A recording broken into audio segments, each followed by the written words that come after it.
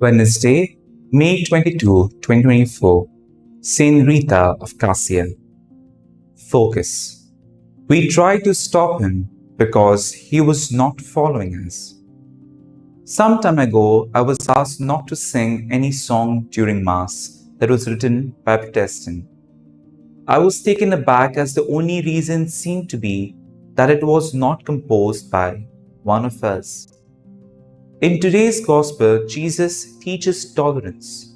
He emphasizes that anyone who works in His name in love for the good of humankind is not an enemy, even from a different group. Christians are to be recognized by the goodness of their lives, how kind, truthful, and just they are in all their dealings.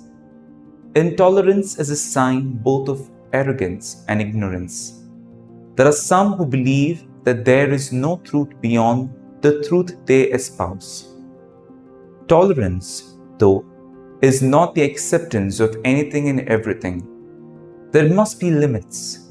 If someone teaches something deliberately calculated to disturb the foundations of the Christian faith, or expects obeisance to anything or anyone other than Christ, he or she must be resisted.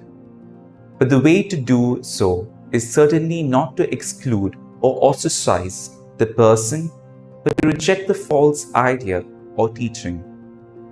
Our church is one, holy, Catholic, and apostolic, each word dripping with meaning.